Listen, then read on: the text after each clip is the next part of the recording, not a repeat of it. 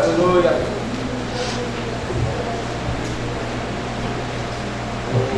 Meus amados irmãos, eu quero, com muita alegria e contentamento, cumprimentá-los com a paz do Senhor. Amém. Amém. Quero convidar os irmãos para nós abrirmos a Bíblia, o último livro da mesma,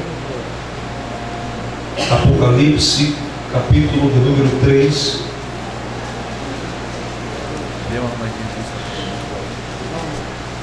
Livro do Apocalipse, capítulo de número 3.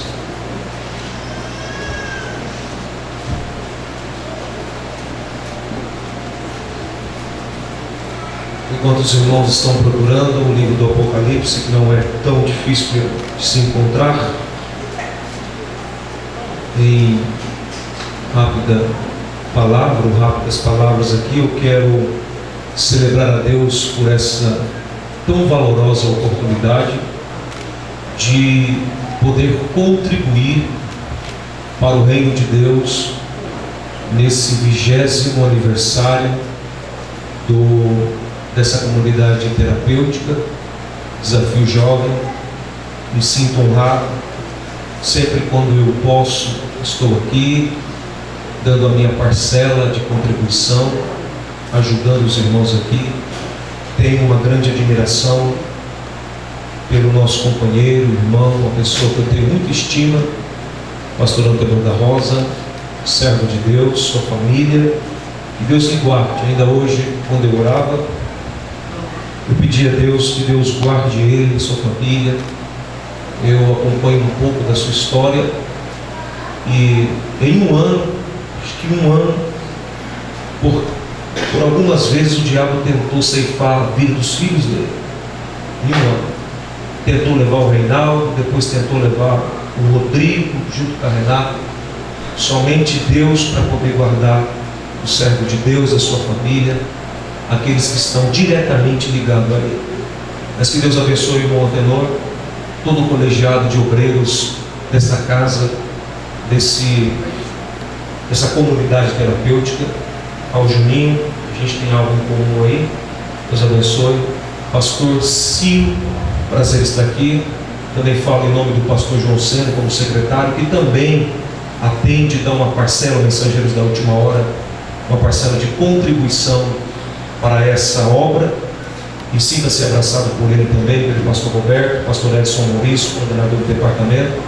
Meu querido amigo, pastor Levi, um grande abraço, obrigado por estar aqui também. Toda a sua equipe de obreiros que estão aqui. Amigos e muitos amigos que estão aqui esta noite, me sinto feliz com vocês aqui.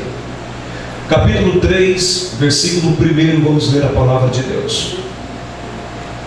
Ao anjo da igreja em Sardes escreve: estas coisas diz aquele que tem os 7 Espíritos de Deus e as 7 estrelas.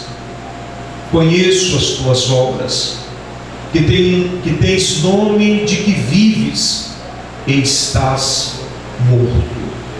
Amém. Pode sentar.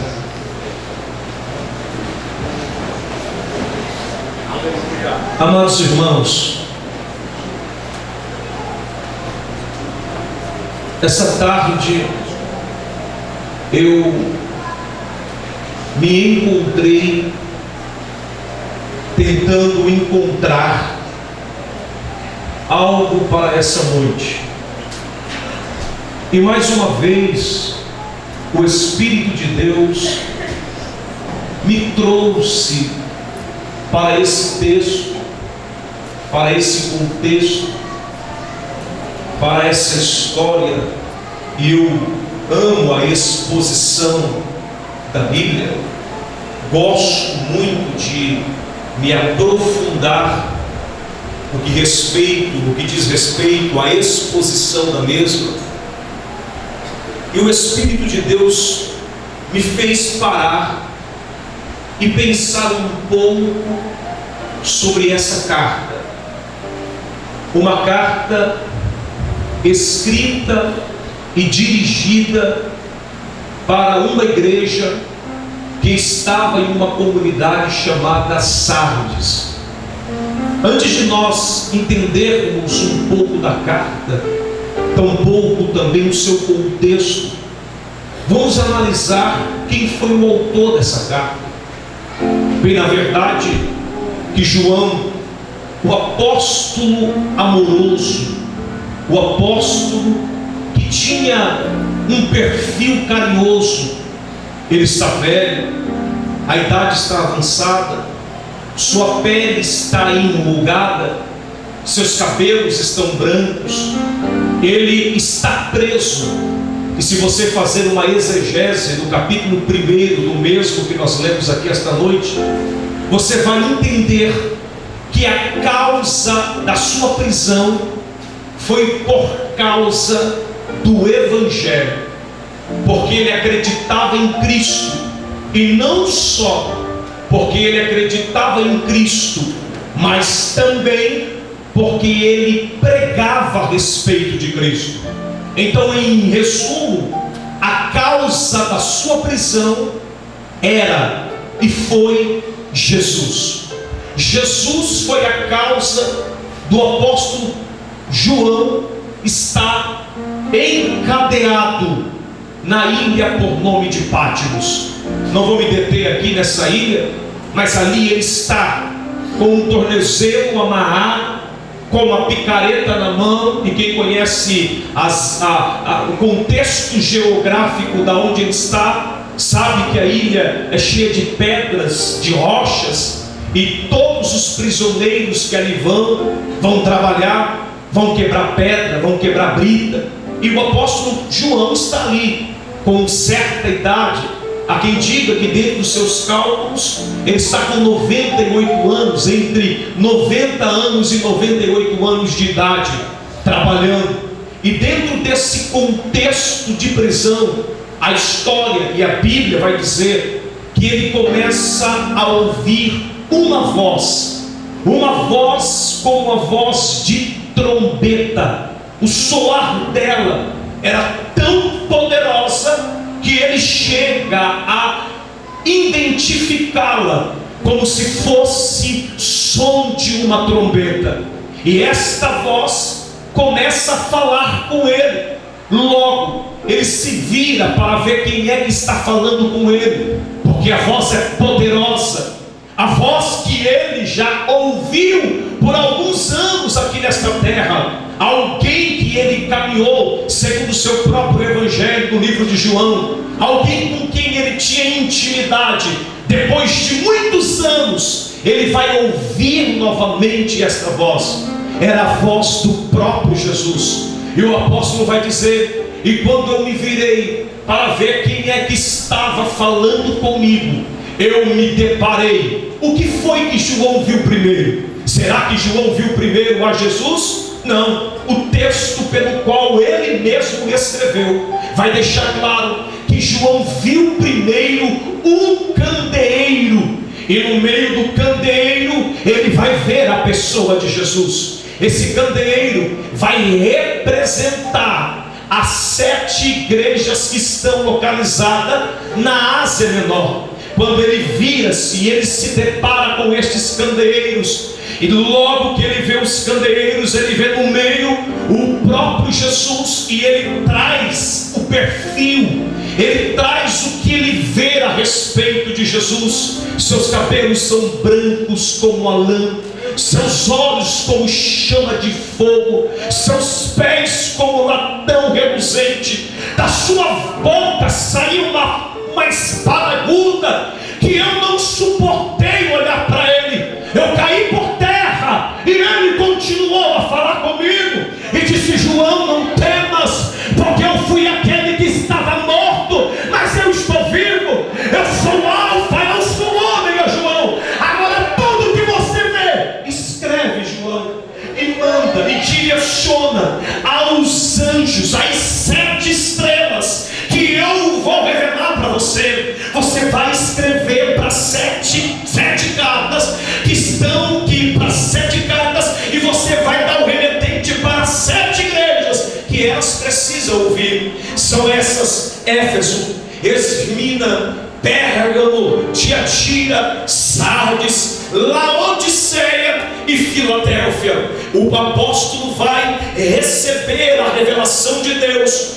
e ele vai fazer questão de dar com riqueza de detalhes tudo o que ele viu e ouviu a respeito de Jesus. Cada carta tem um perfil, cada carta é dirigida para o contexto de cada igreja, mas o anjo da igreja, que é o pastor da igreja, ele não só leu as cartas que nós estamos aqui, que está diante de nós. A história vai dizer que a revelação é o próprio livro do Apocalipse, toda a simbologia, tudo aquilo que João viu dentro do livro do Apocalipse, ele escreve e deixa para as igrejas lerem. O anjo do Senhor vai ter o compromisso e a responsabilidade de lê-la para todos os membros, para toda a igreja. Logo que nós temos aqui um resumo bem resumido do que acontece, ou quem foi o autor desta carta. Deixa eu me aqui adiantar a vocês que chega a vez de João escrever para uma igreja que estava em Sardes. Sabe qual é o contexto da cidade de Sardes? Eu estou falando agora da cidade, não da igreja. A cidade de Sardes é uma cidade muito rica, ou foi uma cidade rica, poderosa, cheia de riqueza, de prosperidade. Sardes, senhoras e senhores, ela não dependia de outros reinos para a sua sobrevivência. Ela tem a sua própria plantação. Sardes, ela tem a sua própria água. Um rio, um lago corta toda a cidade. Esse lago vai abastecer a fonte de água potável para a cidade. Logo, os seus habitantes, a sociedade, a comunidade vai ter prosperidade. Tem água, tem terra fértil, logo temos comida na mesa. O rei é um rei tranquilo, administrativo, é um rei que tem visão de investir na cidade.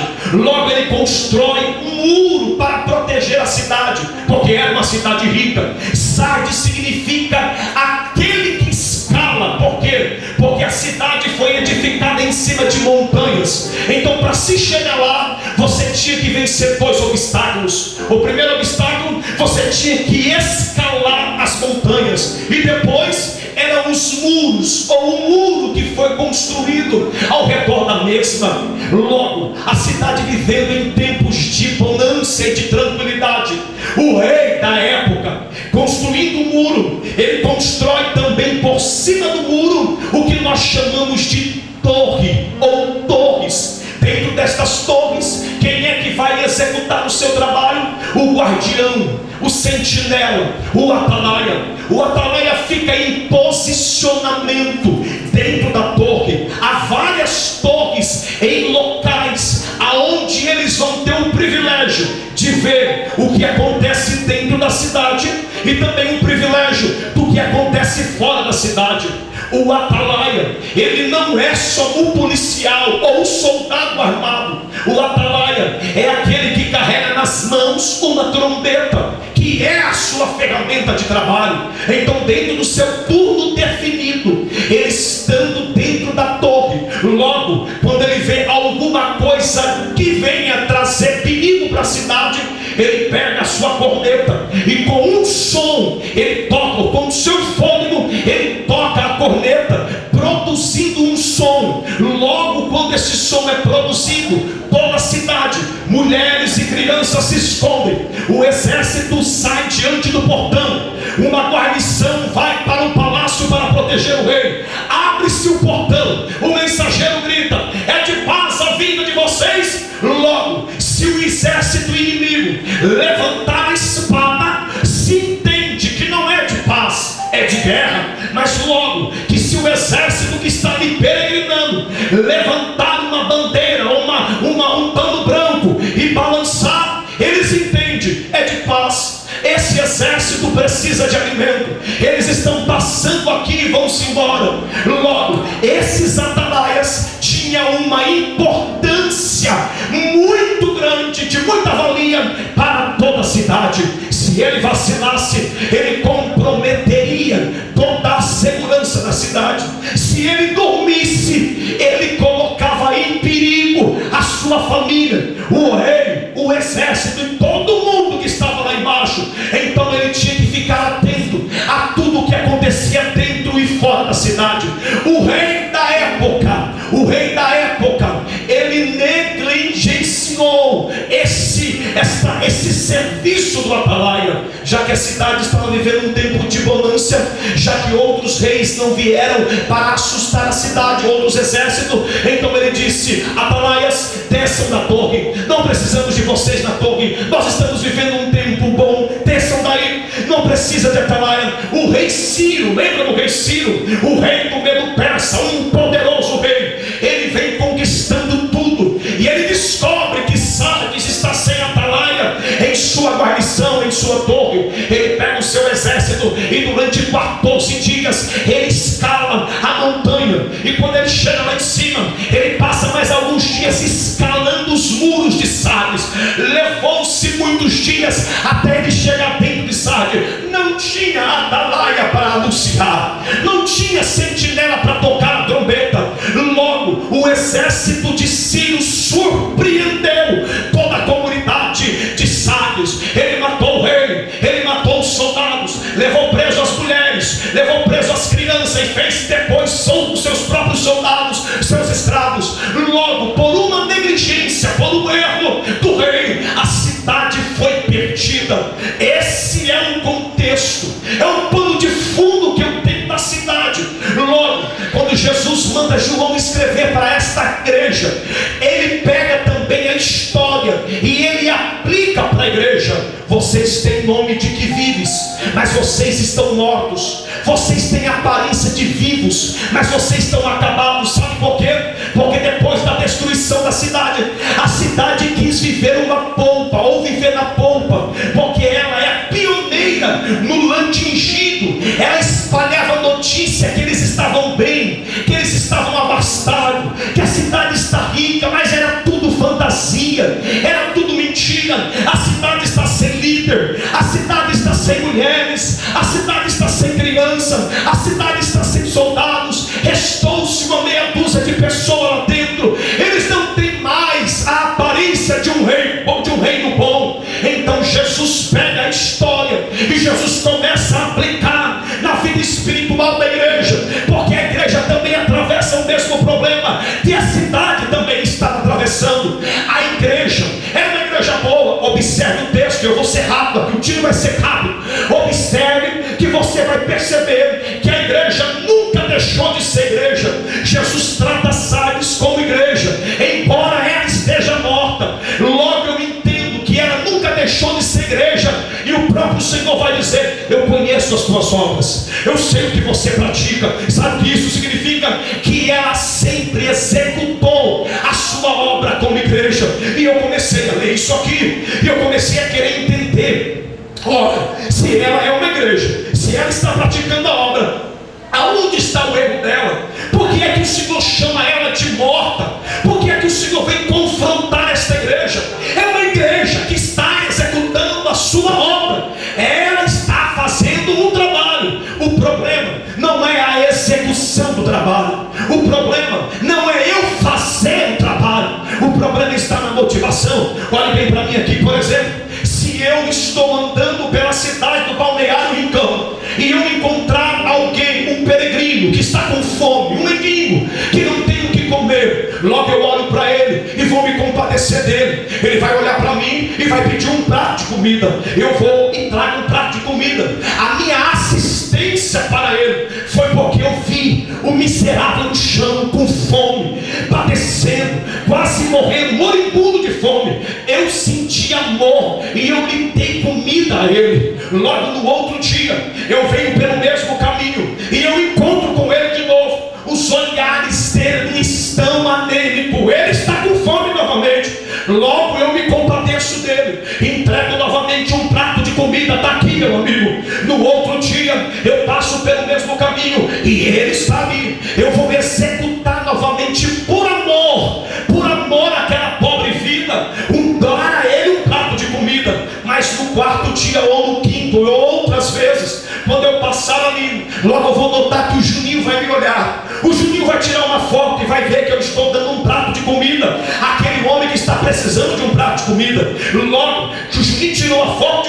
vai publicar na rede social, vai dizer: olha o que o Obadias está fazendo, olha que lição do Obadias, olha o que ele viu, o homem miserável, e deu um prato de comida para ele. Eu vou me encher, eu vou dizer: poxa, que coisa interessante, é muito bom receber a exaltação. Logo então eu vou passar amanhã de novo aqui, e eu vou chamar o Juninho para tirar outra foto. Eu vou continuar executando o mesmo trabalho. O rapaz vai receber comida, vai ser abastecido, vai saciar a fome, mas a motivação minha não vai ser a mesma no primeiro dia. Lembra que no primeiro dia eu dei por amor? Agora no segundo dia eu estou dando por causa do meu ego, por causa do meu orgulho, porque eu vou ser estampado pelo Facebook e pelas redes sociais. Todo mundo vai me aplaudir, e eu vou fazer até pose, vou colocar uma roupa bonita. Está aqui, olha o prato aqui. A motivação da igreja estava errada. A igreja de Sardes nunca deixou de ser igreja,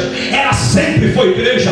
Eu conheço as suas obras, eu sei o que você pratica. Então há um olhar aqui. O olhar não é externo, o olhar é interno, porque para a comunidade de Sardes, para a cidade de Sardes, a igreja de Sardes executava muito bem a obra, ela praticava muito bem a sua missão enquanto igreja, ela fazia e fazia bem. Todo mundo elogiava, o prefeito da cidade elogiava, os deputados elogiavam: olha, a igreja está praticando.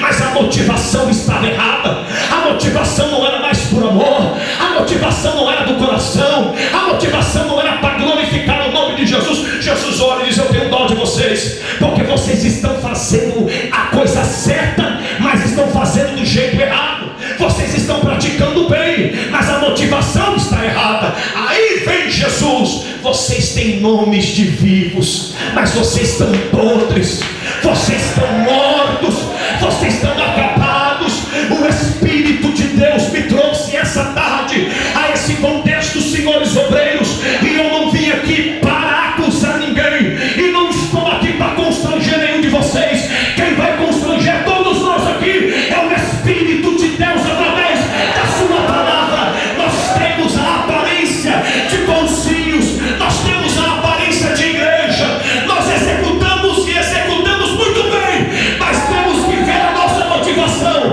Se a nossa motivação não for o Calvário, não for Jesus, tem alguma coisa errada.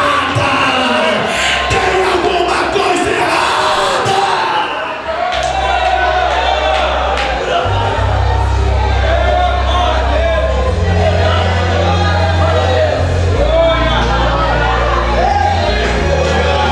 Vai ser curto o tiro aqui agora.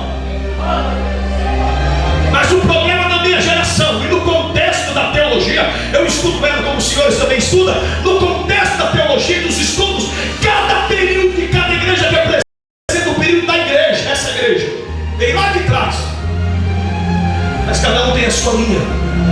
E o Espírito de Deus me fez entender que a minha geração vive exatamente o que esta igreja de Sardes viveu. Ela é bela, ela tem tudo. Eu vi no asfalto uma igreja abastada, rica. Eu não passei, pastor Levi, pelo que o meu pai passou como pastor. Eu nunca andei a pé 17, 18 quilômetros andando a pé no meio do buraco, meu amigo pastor Leomar, para dirigir uma igreja. Hoje as coisas estão fáceis, mas a minha geração, na aparência, é bela, mas o conteúdo dentro está morta, porque a motivação está errada. Nós fizemos hoje tudo para se aparecer. Hoje é eu evangelho e não mais evangelho. Hoje é tudo para o homem, não tudo para Deus. Deus está sentindo nojo disso. Deus está sentindo nojo disso.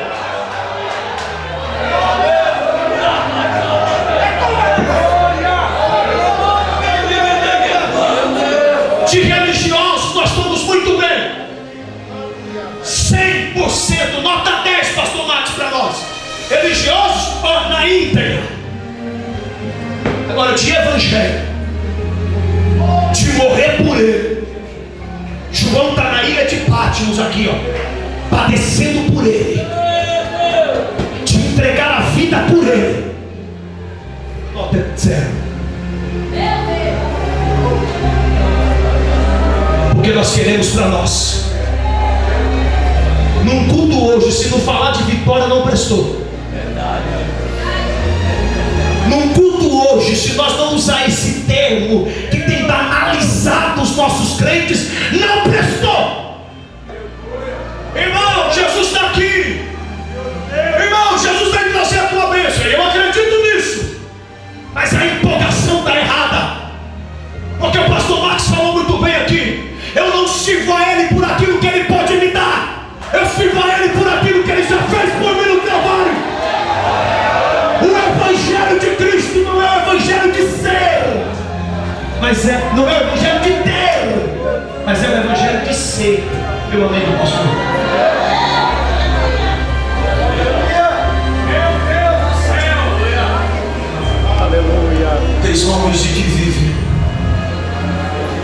Alguém olha para você e diz: você está vivo. Vamos para o culto hoje, vamos. Sabe qual é o problema da minha geração? A gente trabalha o dia inteiro. A nossa vida é corrida. Corremos de lá para cá.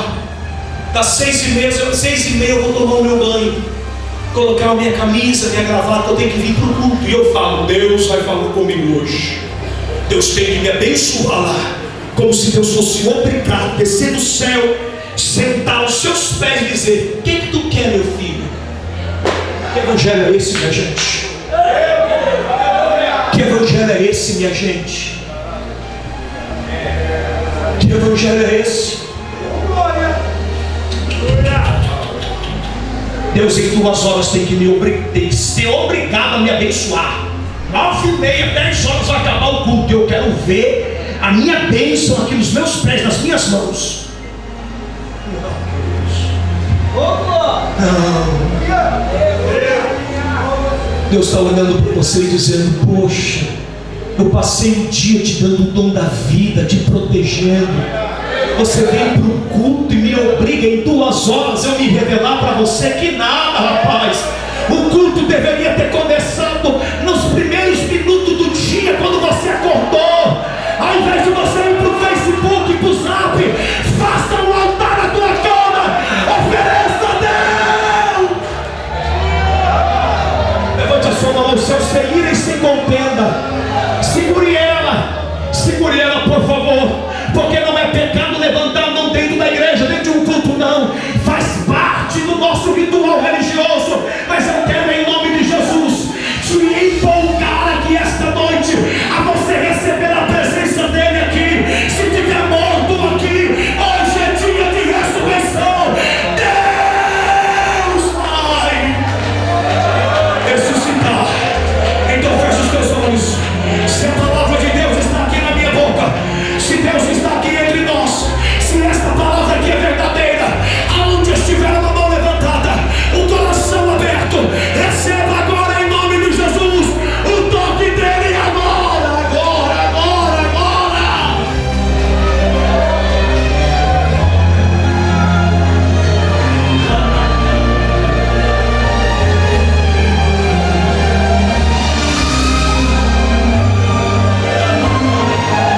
Será que Jesus sabe que você está nessa reunião?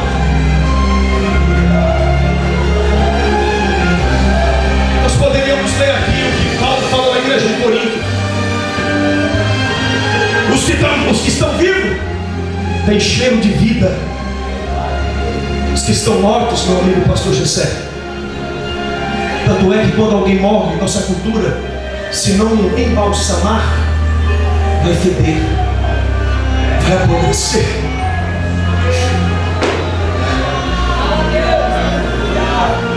Vai cheirar mal. Eu imagino Jesus andando dentro da igreja e que abrir com uma mão tampada no nariz, porque ele está podre. Está podre. Eu disse para o senhor que eu ia constranger. Eu não. O negócio é ser duro aqui, né? Não vim estragar nada aqui. Hoje à tarde eu dobrei o joelho para subir aqui nesse altar. E eu sou da casa. E às vezes falar o que eu falo aqui não é muito fácil. Mas eu disse para Deus que a capa de evangelista eu arranco. E eu coloco de profeta hoje. Minha geração tem que parar de falar de Deus e conhecer Deus. Minha geração tem que parar de falar de salvação e sentir desejo de ser salvo, ou prazer de ser salvo. Minha geração precisa. Se serve um Deus vivo, tem que ser vivo. Tem que ser vivo. Olha pelo caminho, a revelação que Deus me traz aqui nesse teor. Por que não dizer que existem casamentos e famílias aqui? Ah, Jesus, que estão vivendo só do rótulo, só da aparência. Casamento está bom na frente dos outros, mas dentro de casa está por um fiapo. Casado no papel, mas no sentimento e no coração está tudo separado, está descasado. Tem nome de vivo, mas está morto. Está morto. Mas o Espírito de Deus está aqui, e Ele sempre estará conosco aqui. E se eu não estivesse aqui, estaria outro profeta aqui. Olha quantos profetas nós temos aqui. Estaria outro aqui para dizer para a tua vida que mesmo morto Ele pode te ressuscitar ainda hoje. Se arrepender, se arrepender. Ele não quer te acusar, Ele quer te perdoar. Esse pecado de estimação causou a tua morte. Você chegou a esse estado deplorável, lixo. Mas a vida está aqui hoje. Ele é a vida. Ele é a vida.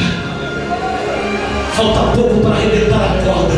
João entende bem disso. Quando você vai cortando o fio, as camadas vão saindo, você arrebenta os cobres, até que fica um só para estourar. Aquela ligação ali faz toda a diferença. Faz toda, ela consegue mandar energia, aquele fiapinho. É nesse fiapinho aí. É nesse fiapinho que está aí na sua vida espiritual e no seu relacionamento familiar, que Deus está disposto a fazer o que Ele tem para fazer.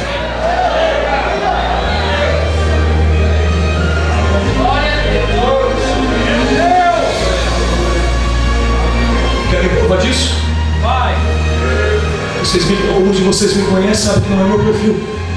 Mas se você puder virar para o teu irmão que está ao teu lado, pegar na mão dele e fechar os teus olhos. Oh glória! Levante as tuas mãos aos céus. Oh glória! Aleluia!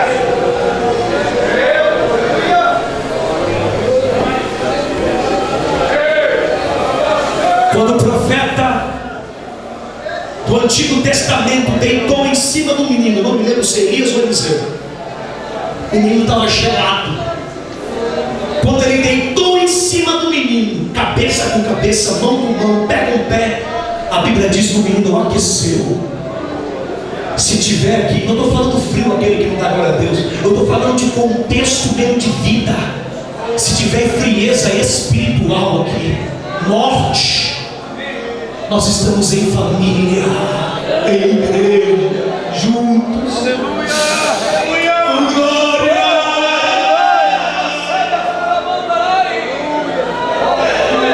Deus, o Senhor está aqui entre nós. Dai-nos um sinal aqui agora, na tua presença, através da sua palavra. Aonde estiver alguém morto agora,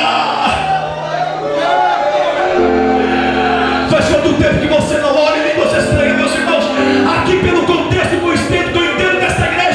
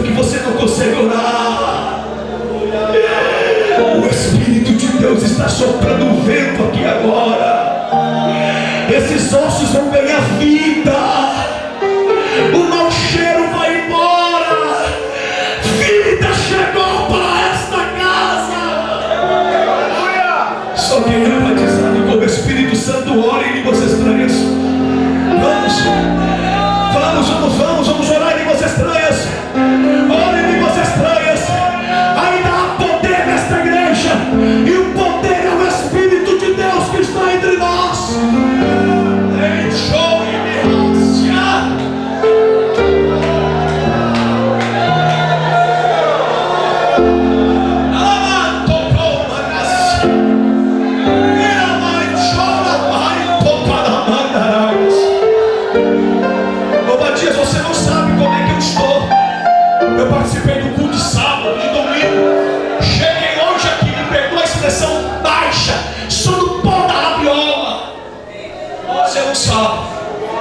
Não sei mesmo. Mas hoje é uma palavra de Deus para você. A glória da segunda casa será maior do que a da primeira. Deus vai te levantar dessa sepultura espiritual. Lembra quando você profetizava? Lembra quando você cantava e pregava? Você chegou a este estado horrível. Oh, glória. Oh, glória.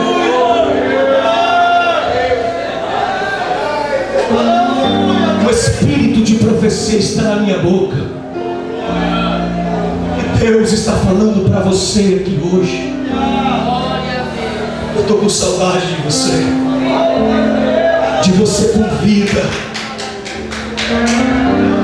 De você quando oferecia para mim um culto singular. Na sua casa, no seu trabalho. As poucas coisas desta vida me distanciou de você. Mas eu quero te abraçar aqui hoje. Eu quero soprar um vento de vida aqui hoje. Eu não quero que você se perca e fique nesta vida simplesmente religiosa, batendo cartão e sem perspectiva de crescimento espiritual. Eu quero mais de você.